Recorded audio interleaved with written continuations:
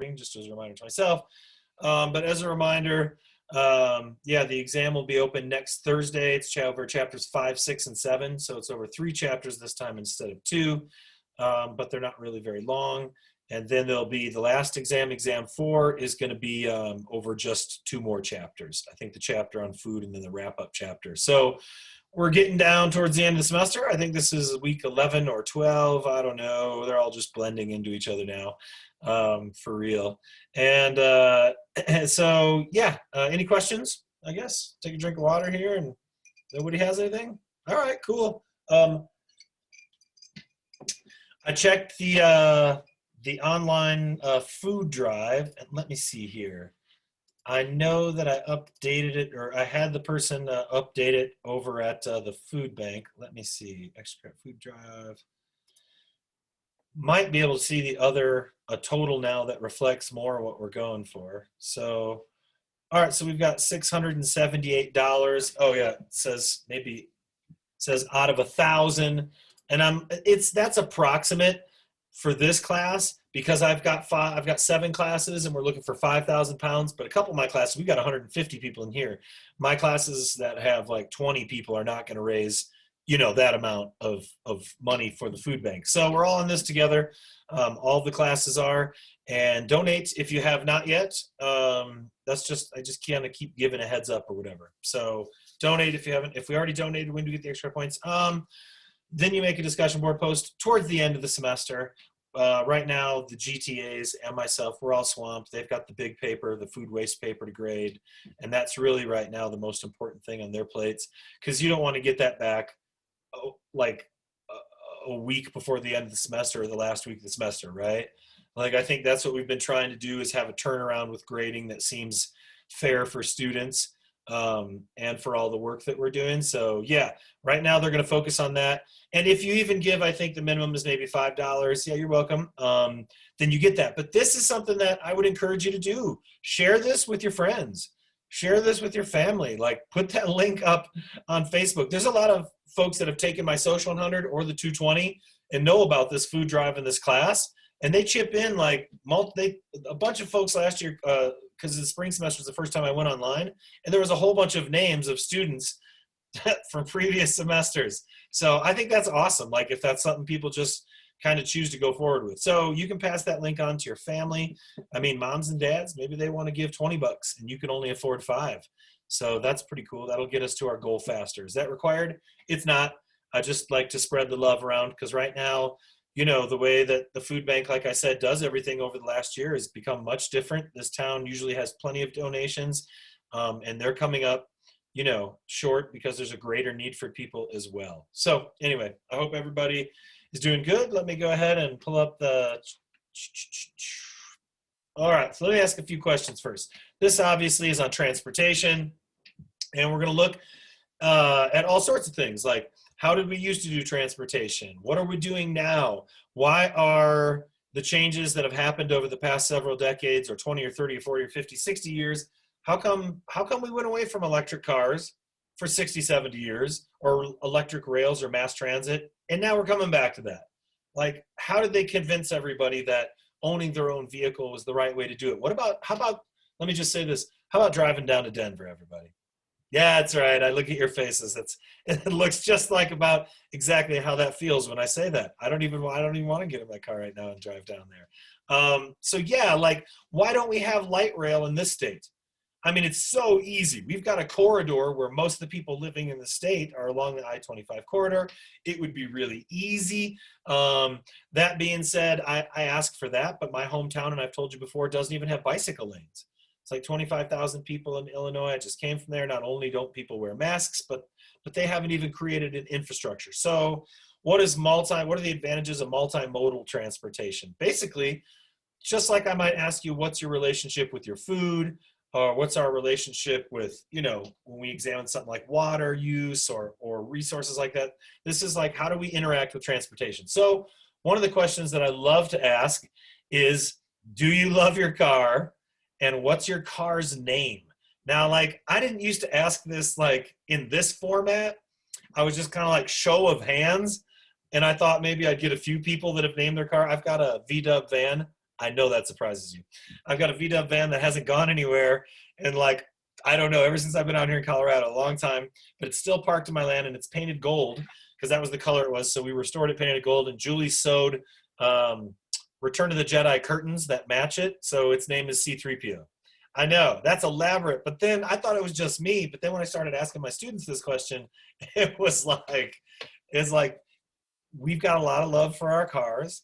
People name it. It's kind of an intimate thing. The way they present it on TV and in movies and stuff like that is very sexy, right? I mean, it's never just you getting angry on the way down to Denver. It's always different than that, right? Oh, we've got at least 2 people whose cars are named as Ruby. So let's look at this data. Let's look at the data. All right. Let me see. I was just right there. Describe your car. Okay. So describe your car in one word. All right, here we go. Non-existent, 6. Reliable, 6. Useful, 5. Awesome, small, old, freedom, convenient, big, new, tiny, wasteful, cute, Subaru, sporty, junk, bucket, transportation, hoopty, absolute, absolute unit, overused, trailhawk. Oh my, I got for that. SUV, broken, non-eco-friendly, affordable, large, fast, hybrid, helpful, electric, average, don't have one, truck, fun, safe, love it, gray, black, freedom, exclamation mark. Freedom! That's the, I guess that would be the answer if we're looking at Aretha Franklin. All right, so let's describe your car. So we've it's interesting. I don't know, yeah, make your own observations, but I'll move on to the next part. Generally, though, positive, except for non-existence and stuff like that. So, do you love your car? All right. I know the kind of data that I usually get from this. We got 59 people that answered. 45 people said yes. 13 said no. And C, one person was like, again, existential, either I don't have a car or car, car. All right. So tell me, why? Why did you answer what you answered? I mean, I did just say, do you love your car? I didn't say, do you love chocolate, your dog, or your parents? I actually said, do you love your car, an inanimate object? And we have overwhelmingly number of people, at 45 to 13, said yes. So why?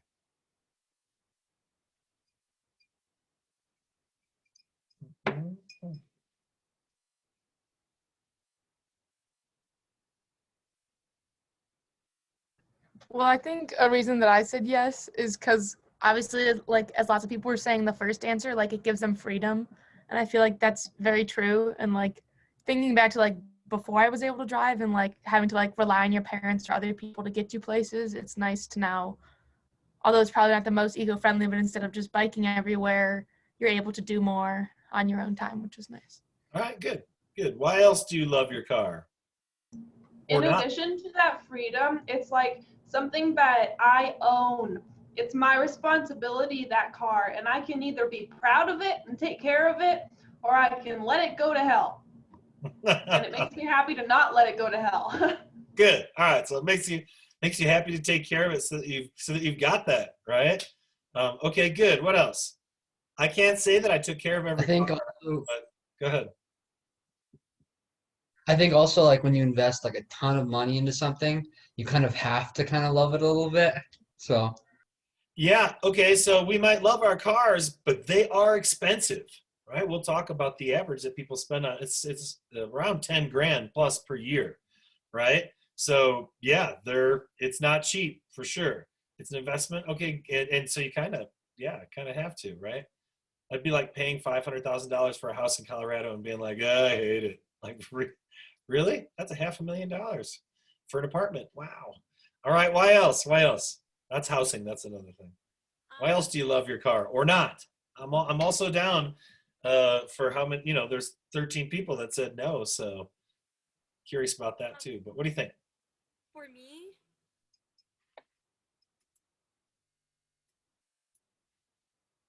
You can go ahead if you want.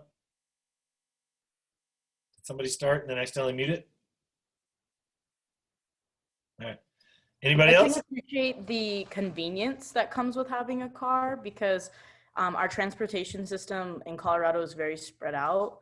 Like I would say Fort Collins has better transportation, but like once you get more in like the Aurora area, getting to a bus stop is going to take you at, usually a bike ride, if not more. So I can appreciate that I can just get in the car and go.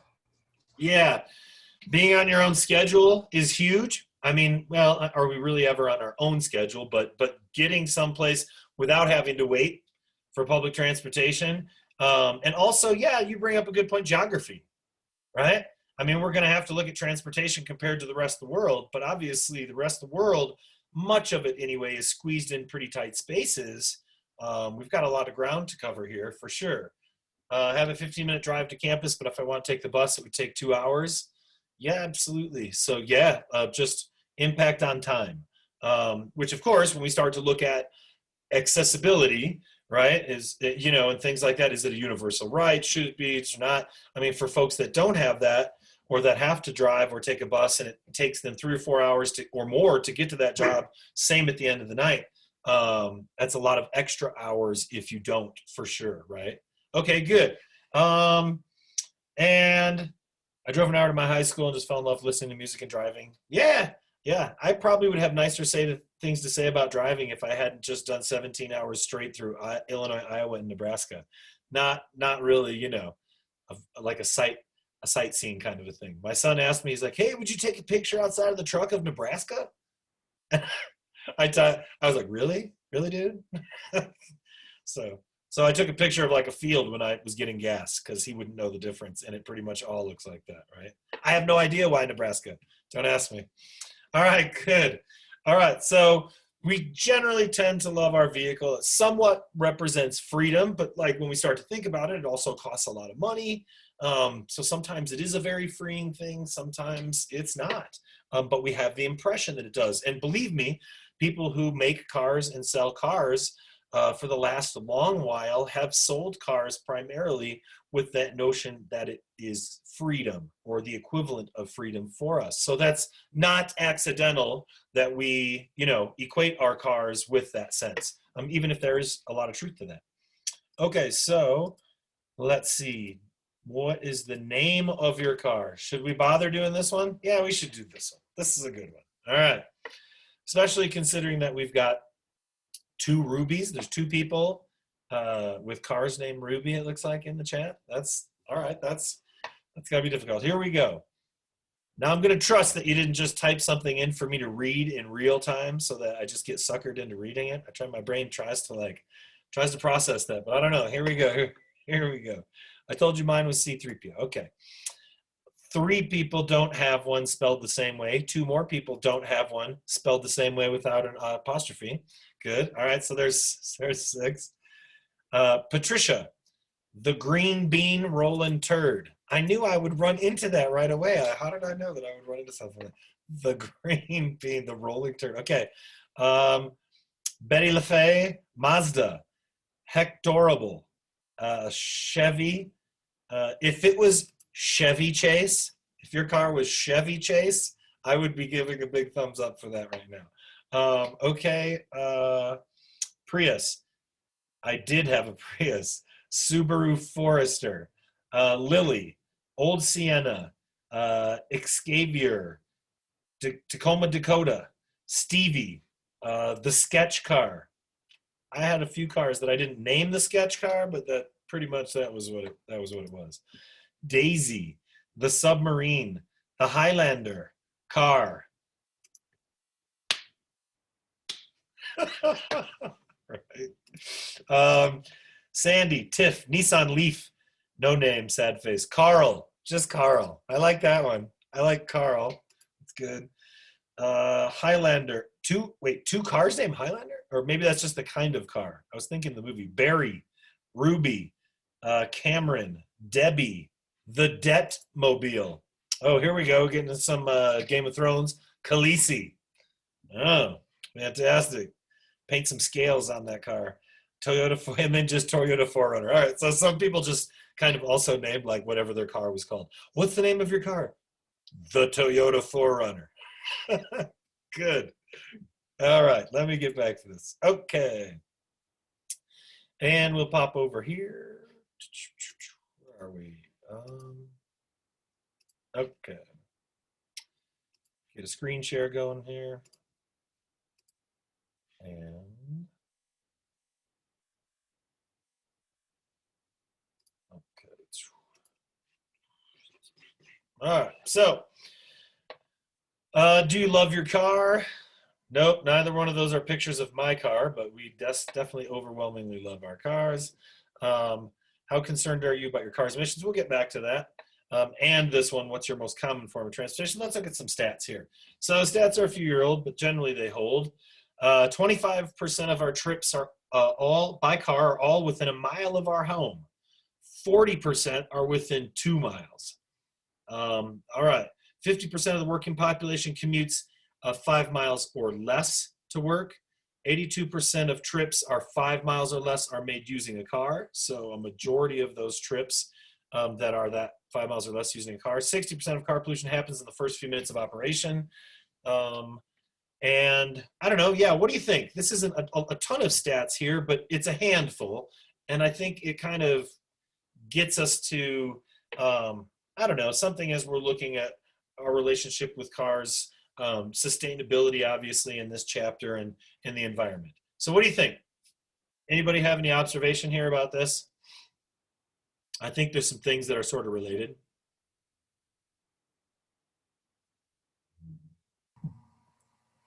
So I'm kind of surprised by the 60% of car pollution happen in the first few minutes, because I always thought that like if you only are going a short distance, that it doesn't make that big of a difference.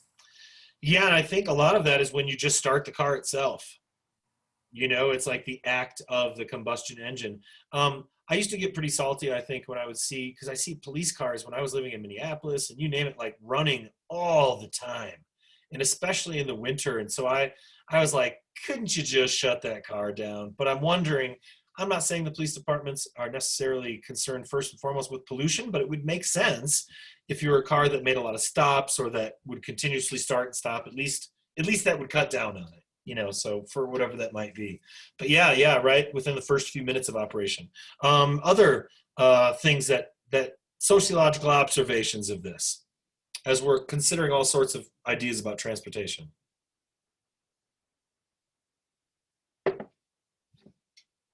To me, there seems to be a pretty common thread. Yeah, one of the things that I saw was like since like 25% of trips happen within a mile and 40% is within 2 miles, maybe like somebody could be like, you know, like riding like a bike, like a pedal bike or something like that instead. Right. I mean, that's 40%, right, of all your trips. So if that's 40% and you could ride, if you did have the ability to ride a bike in most of those situations, I mean, it doesn't seem like it would be that hard for us to put a significant dent in emissions or in how much we drive our vehicles, right? If let's assume everybody has a bike or could walk even a mile, you're still quartering the total number. So you'd be saving gas, saving on the environment, lowering the chance, obviously, that you get into an accident and all that, right? So yeah, to a certain degree, that's interesting numbers. All right. For this, it actually works the environment when you turn off your car while waiting in line to make a quick errand. Yep. And then starting versus just keeping it running that time. Yeah, I think, yep, heard that as well. So look, there are scenarios where, and we talk about this all semester long, it's one of the reasons that we look at sociology, habit energy, right? And I've talked about that before. We're used to doing the same thing in almost the same way. Not every time, but like, think about how you go from work to school or work to home. Is it relatively the same way every time? Or are you like always trying to find a new way to go? What do you think? If even a couple people just pitch in real quick, what do you think? I mean, are you generally just taking the same route or not? Are you an exploratory kind of person?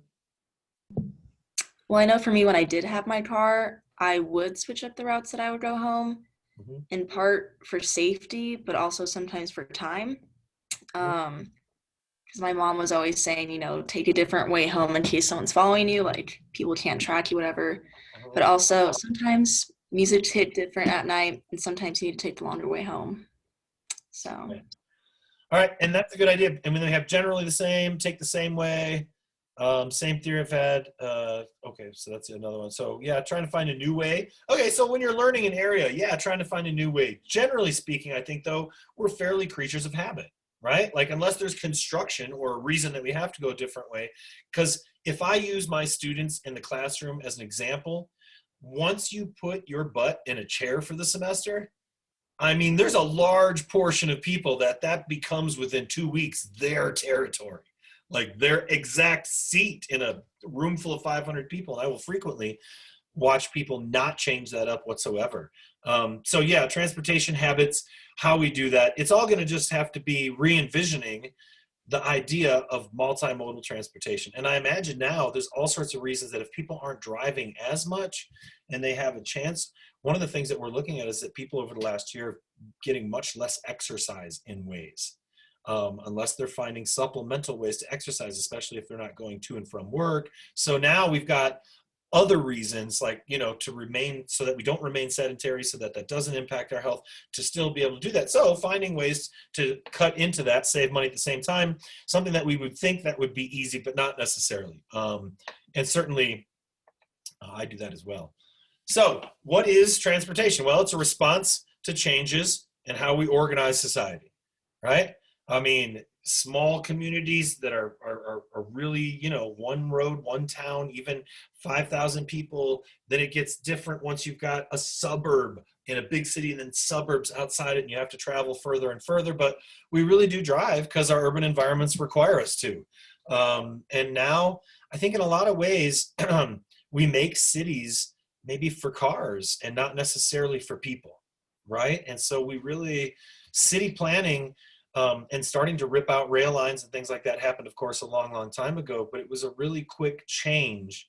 And I think that it's difficult then, even when you're in a big place like that, to survive without a car. But of course, a lot of those big cities, it's just economically impossible. I mean, you know, a parking space inside a big city could be $20,000 or $30,000 a year. When I found that what my friends are paying for just a space in Chicago, it's like people's entire, like what some people make in an entire year or more. So a lot of externalities and a lot of things to consider. And I guess another idea is that we get socialized to believe that the car being so popular, having so much of us love it, feeling so much like it's a freedom piece is really the outcome of consumer democracy, but not necessarily, right? It's a lot of advertising goes into that for decades and decades and decades. It coincides with ripping out bus lines and trolley lines and making them less effective so that people can't rely on that great public transportation that we had as infrastructure for such a long time. And of course, like I said, that we're now coming back to. But it's not necessarily, the car's popularity is not necessarily a choice, okay?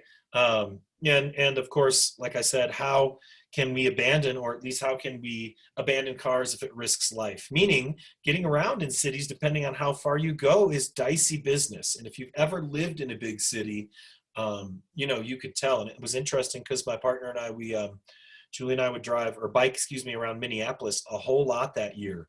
We were there in downtown Minneapolis for 1 year. And when we moved from there to Mankato, where we were going to school, it took about a week and a half, and we were coughing up black stuff every single day. And it was, the only change was we weren't living and biking in an urban area.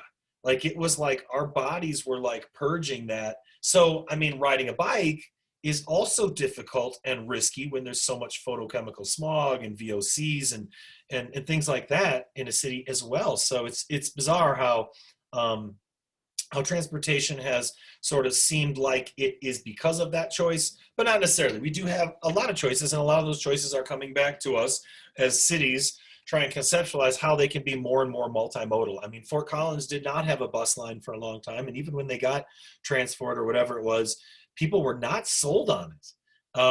You know, people have come to equate buses and public transportation not as timely and easy and cost-effective and good for the environment, but dirty, and time-consuming and inconvenient. And again, that is not an accident, right?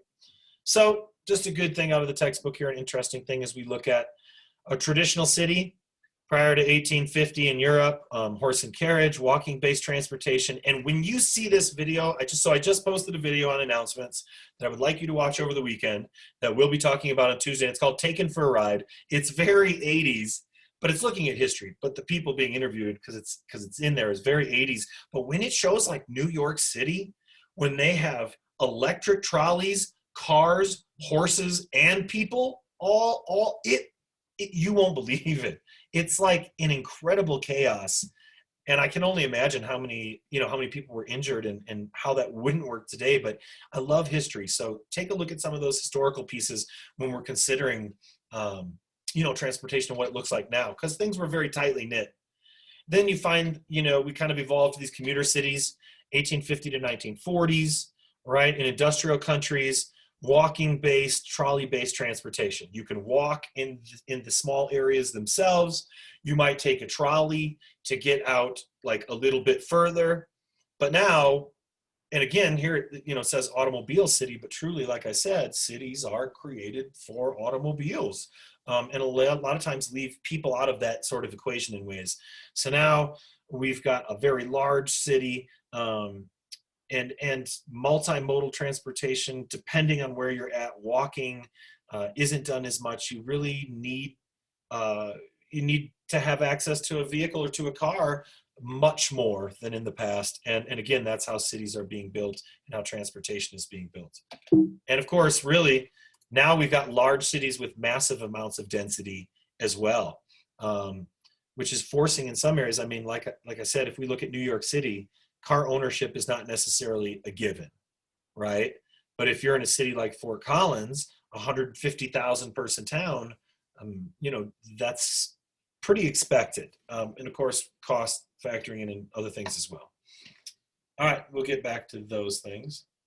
All right, so we drive a lot, right? More than 1 billion vehicles. Globally, we drive, it's more than 20 billion miles a day, but that has a big impact because we're not driving, that's not 18 or 20 billion miles a day in electric vehicles, right? It's quite the opposite in many places. Road accidents, 1.3 million deaths, 50 million injuries plus, because these numbers are all a little old. Road accidents cost developing countries around $100 billion annually. Who has driven in another country? Like, who has driven or even taken a cab in like Mexico City or some of these places? Can anybody relay that information, what that's like? Because getting around in some of those places is so much different than getting around even some of our big cities. Anybody have any of that travel experience want to share? I've been to both Mexico and Europe, and in Mexico, we had someone like chauffeur us to the resort we were going to, and they just seemed like very, like we almost got in an accident. They were just kind of aggressive and fast. And in Europe, it's crazy. I've never been to New York, but that's what I imagine it's like. They're just constantly like speeding, very close to other cars. They're kind of like in their own world. Which was more dense? Which seemed busier as far as density of vehicles? To me, definitely Europe. Okay. All right. Good. Anybody else out there? I'm from Taipei, Taiwan, and so there's like a lot of infrastructure and public transportation there, and we rarely drive, but like honestly, in such a dense place, I'd rather just not drive because people are like really aggressive.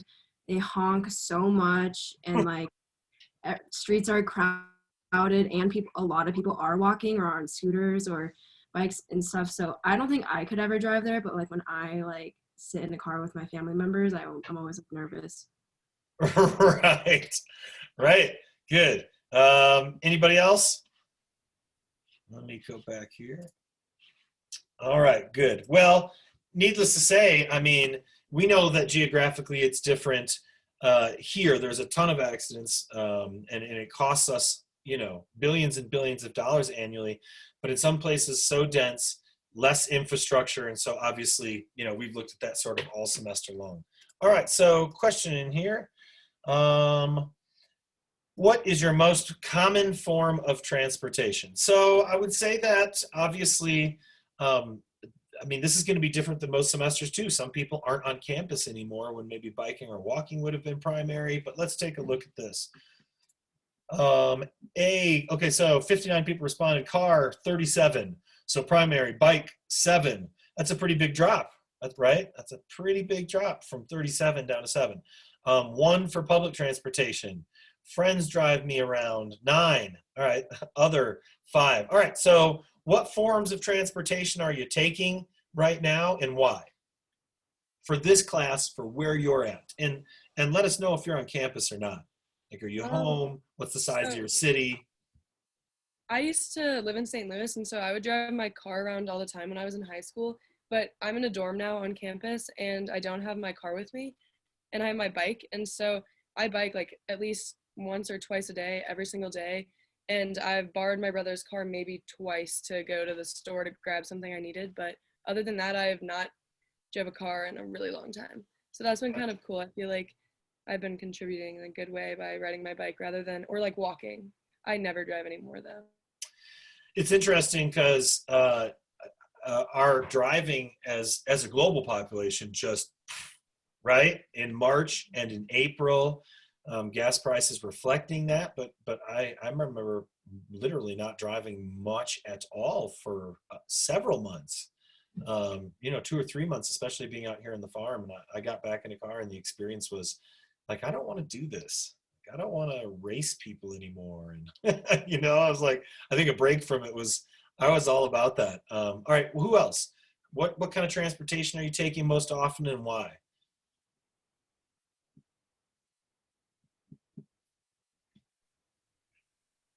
And how has that changed for you in the last year or not? I've lived in Fort Collins. Oh, go ahead. Oh, well. I've lived in Fort Collins like since I was 3, and I've always had to drive to this side of town a lot because this is where a lot of things are, and I was really excited to finally like move back on campus so I could bike everywhere. And now I feel like I almost like neglect my car because I bike to work, I bike to all my appointments, like all my friends are here and like classes, I walk or bike. So Right. Yeah, and I think CSU has gone out of their way to make it a bike-friendly campus, and Fort Collins has gone out of their way to make it a bike-friendly community. I mean, I feel like, yeah, that's kind of one of the things that this town is known for, I feel like. Who else? Somebody else was going to chime in there too? Yeah, sorry. So I'm originally from Colorado. I moved up here from a small town called Inglewood, and we were from my high school, it was like the best thing to get your license, and it was so free. So all I did was drive. That's all I did.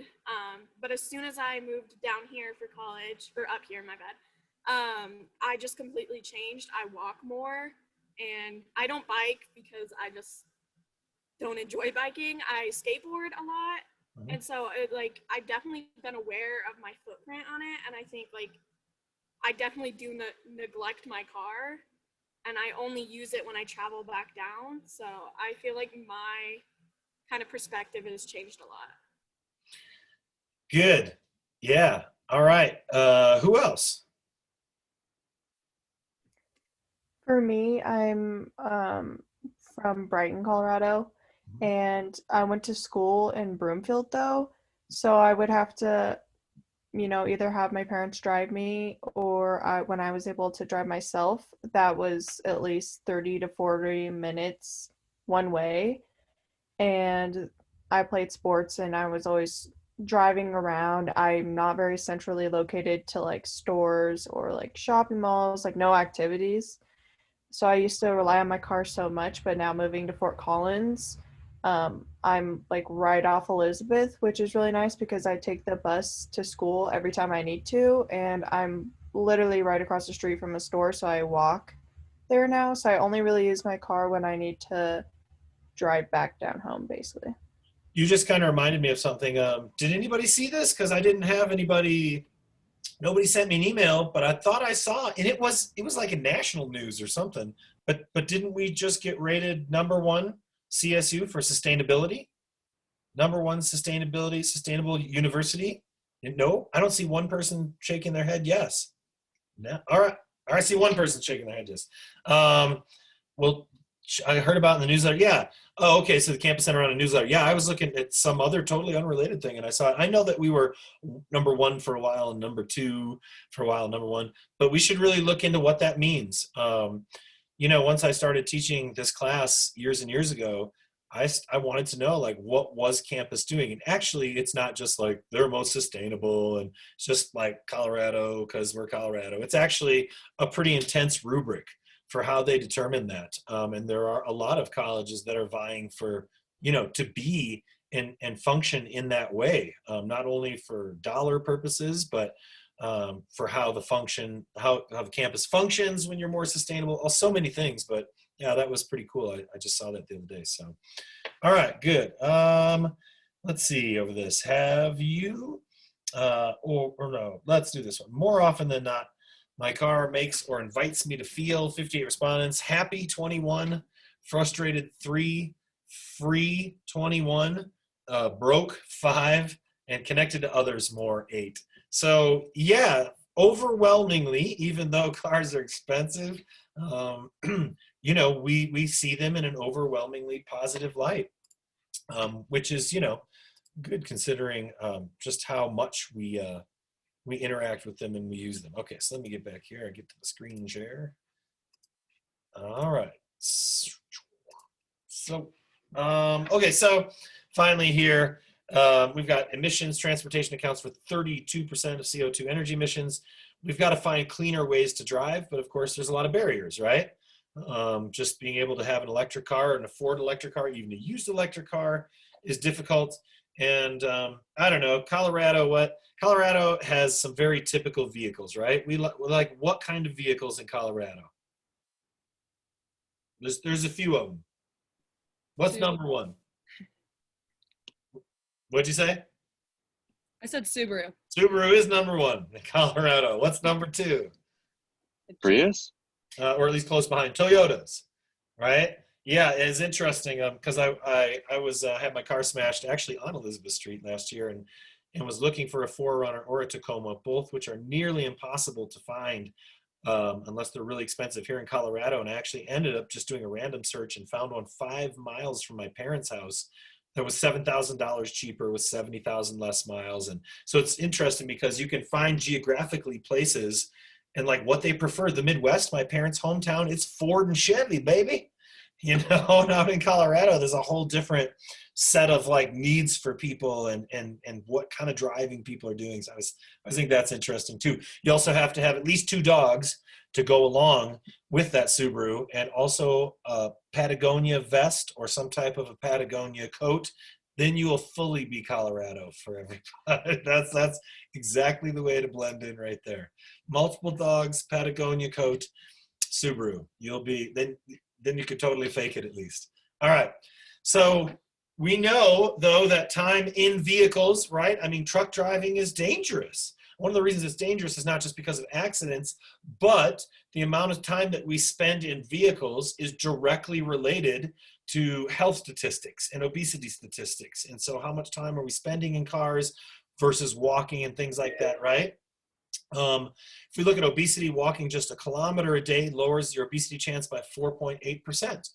And that's not very far. So sedentary versus activity is huge. And so we look at how much time people are, you know, spending in their vehicles. And like I said, truck driving and obesity hand in hand because of those conditions of, you know, lack of exercise, putting in so many miles. Each hour spent in a car is associated with a 6% increase, right? 1.2 million folks. So these are like the externalities of cars and how much driving we do and the cost, obesity and overweight, healthcare cost, low wages, disability, future earnings, premature death. So that's 142 billion. Air pollution from traffic. So, you know, as we look at these things, the kind of overriding thing is that the way we do transportation isn't necessarily safe, right? Even if we feel like it's a necessity. So that's 50 to 80 billion traffic crashes, which kind of encompasses almost everything, $180 billion, which is, it's a lot of money, right? So 20 to 50 million people suffer non-fatal injuries. I asked how many people in here have been in a car accident in their life. 90% of road deaths occur in less affluent countries. Again, countries where, You have a ton of scooters and a ton of small vehicles, and you've got a ton of motorized kind of moped like bicycles, and you've got a lot of people and very little infrastructure. Whether you die on the road or not also has to do with infrastructure, not just, you know, how fast you're going, what you're driving. So of course, pedestrians, who are vulnerable road users, right? Pedestrians, cyclists, user of two-wheel vehicles, and that's not just as far as accidents, the potentiality for that, but that's also exposure to traffic noise, hypertension, pollution itself, like I was saying after biking in a big city for a year. And it's common on campus, for me anyway, to be driving and you have to pay really good attention because, you know, people on bikes, just like cars, blow through the stop signs frequently, you know. And at the beginning of last year, I believe, an elementary school kid was killed at the beginning of the year, and so was a student here on campus at CSU. So cars and bikes, and buses and right, things like that, they also make for vulnerable road users as well. And so how we do that and how we interact becomes something that sociologists look at as well.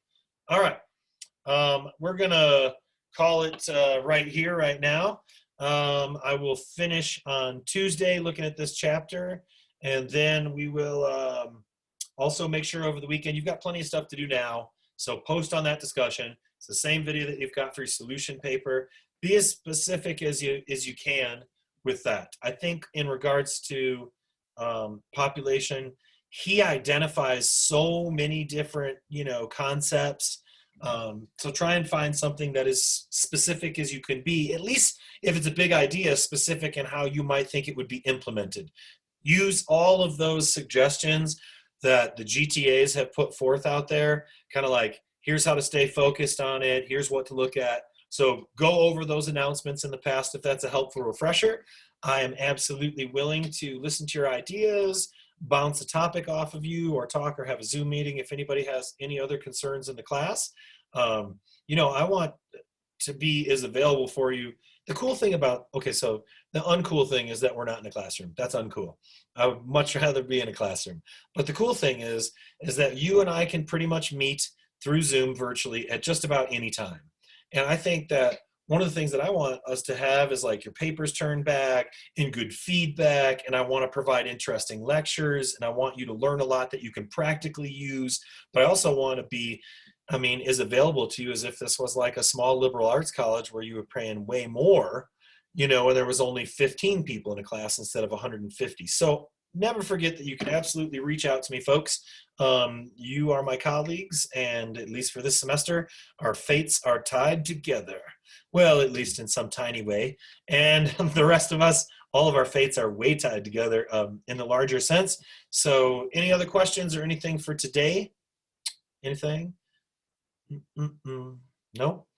All right. What's your dog's name? I guess is it Melia? I had to ask. His name's Gus. Gus? Yeah, let's see if I can.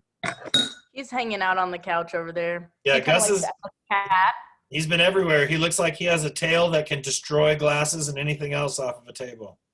Yeah, I'm down in Denver actually right now because I'm leaving town, and he doesn't get to see me a lot. So he definitely whacks me with his tail when he's really excited. You could tell he looks stoked. All right, Gus. Hop on the bus, Gus. Everybody, all right, continue to be good people and do good things. Check out that documentary, Take It for a Ride, sometime over the weekend. It's less than an hour long, and I think it's pretty cool and very 80s for sure. But it does do a great history of looking at how easily, how short of a time, and how big corporate America just crushed multimodal transportation, public transportation. And there's nothing conspiratorially theory-y about it. It's just, it goes through, here's how it happened, here's what's next, here was the dominoes in line, and then watch it with this sense in mind that we know that much of that is returning. And so we're finding our way back to these things, which have already been proven to be pretty awesome. So check it out. All right, be good people and do good things. I'll post this. Take care, everybody. Peace. It's great to see your faces. Be safe. Do your thing.